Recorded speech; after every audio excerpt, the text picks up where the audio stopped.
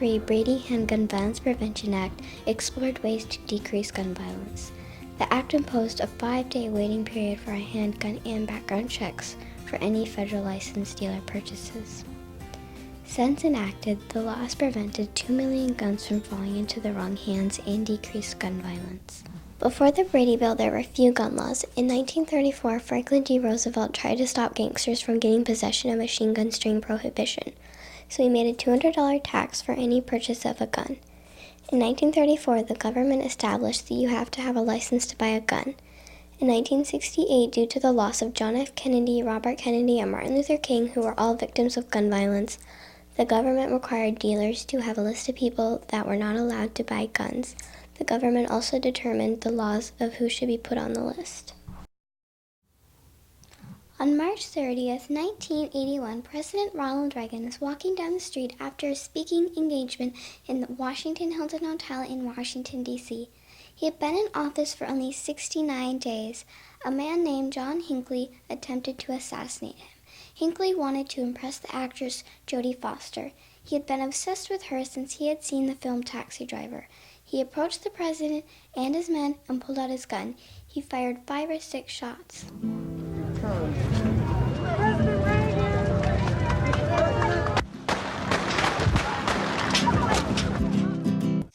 One hit President Reagan in the ribs and punctured his lung and caused internal bleeding. The other bullets hit James Brady and 3 others. Brady was shot in the head. His injuries were severe. He was left permanently paralyzed. We came home and I turned on the television and then the phone rang and it was my friend Jan Wolfe. And she said, "Oh, Sarah, you heard." And I said, "Heard what?" When Jim was pronounced dead, and of course he wasn't dead, he was still in the operating room, the hospital decided she needed to know, and Sarah laughed and said, "Well, they really do need a press secretary over there at the White House, don't they?" Which, I mean, that shows her incredible way of handling things, you know. President Reagan recovered after surgery and a couple of days of rest. In response to this tragedy, Sarah Brady, the wife of James Brady, was determined to get stricter gun laws. I talked to Sarah. She became involved in the movement in 1986. And the reason she did is because her son, Scott. Some friends came to pick Scott and me up and take us swimming, and Scott and I jumped into the pickup truck. And as we did, Scott picked up a gun off the seat. And as I took that gun from Scott, the cold reality hit me that it was a fully loaded .22 that my child had picked up, and how close again we came to another tragedy. That gun changed Sarah Brady from housewife to lobbyist.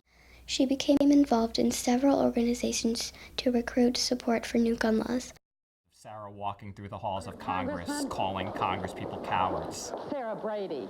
You'd know when they voted your way, and then the ones that, and they'd feel guilty. That had their tail between their legs, and you'd see them. They'd avoid us like the I plague. hope you'll still consider our amendment. Press Secretary Jim Brady and his wife Sarah used all the emotional ammunition in their arsenal. We were constantly out lobbying and talking. And A dog and pony show. Jim and I do a lot of what he calls dog and pony shows around the country, speaking, and he always echoes me. Dog. Partially due to her efforts, the first law was introduced in Congress by Charles E. Schumer in 1987. However, the law was never brought to vote. The bill was reintroduced in March of 1991. The final version was passed on November 11, 1993. The bill was signed by Bill Clinton on November 30th. The law went into effect on February 22, 1994. I support the Brady bill, and I urge the Congress to enact it. it went through 3 presidents. It went through 7 years before it actually became law. What we are witnessing today is more than a bill signing, is the end of unchecked madness and the commencement of a heartfelt crusade for a safer and saner country. The law states a 5-day waiting period and a background check for any firearm purchases from a licensed dealer. In the background checks, they make sure you haven't been convicted in court of any crime or sentenced to prison for over 1 year. Currently, 92% of background checks are done through the National Instant Criminal Background Check System, the NICS, while the gun dealer is still on the phone with the FBI. Sometimes you might have to wait 5 days for a response. If you don't get a response within the 5 days, the law requires the dealer to sell you a gun without the complete background check. If you fail the background check, you can never buy a gun, and it's illegal to attempt to buy a gun again. Joe got in trouble a few years ago and got a felony. It was an armed robbery. He went to jail, got back out. Now Joe wants to go get a gun later on, even though he's not supposed to have one, and he knows he doesn't have the rights because he's a convicted felon. He goes to the store to try to buy a gun, and they run a background check and find out, no, Joe, you can't own a gun. You've got a felony on your record. That is actually a crime for him to try to go buy a gun. The Brady bill has stopped 2 million guns from being sold and has conducted over 202 million background checks. In the first year, only 217 were rejected. Since the law was enacted in 1994, in states that expanded background checks, 39% fewer police officers were murdered by guns, 38% fewer women were murdered by their partners by guns, and 40% of guns are still sold mainly at gun shows and on the internet without a background check. That's why 90% of people want the Brady bill background checks expanded. An untold number of people are alive today who otherwise wouldn't be, thanks to Jim and his courageous wife, Sarah. Their leadership, their vision, their determination is a model to everyone else. I think Jim and Sarah Brady are the very best example of what it is to be courageous. There's all the things everybody said, but to me, Jim Brady was simply heroic. You know, it was really more than anything Jim and Sarah and what they achieved that inspired me to devote the rest of my life to this issue.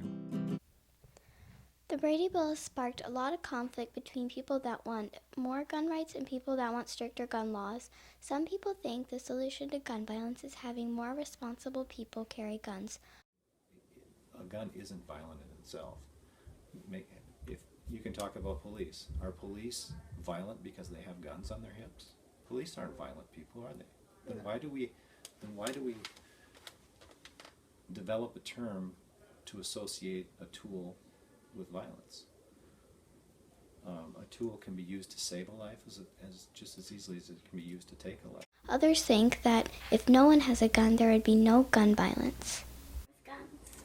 No, I don't think your house is safer with guns. Guns are dangerous, and the chances of them hurting you or someone else, like your children or friends of your children, are greater than any chance that you're going to use it effectively in defending your home. If someone does invade your home, the chances of you getting to the gun and getting bullets in the gun and using it to defend yourself before the invader gets to you, it's not likely. It's just not likely that you're going to be able to use that as a weapon effectively. In response to mass shootings, in 2016, President Obama addressed public concern by making an executive order about gun control. Number one, anybody in the business of selling firearms must get a license and conduct background checks or be subject to criminal prosecutions. It doesn't matter whether you're doing it over the internet or at a gun show. It's not where you do it, but what you do. We're also expanding background checks to cover violent criminals who try to buy some of the most dangerous firearms by hiding behind trusts and corporations. We're also taking steps to make the background check system more efficient. Historically, the United States has had a difficult experience with guns and gun violence. Thanks to the efforts of Sarah and James Brady, many people are alive today because of the Brady bill. Hopefully, in the future, the United States will be a safer place and gun violence will be less common.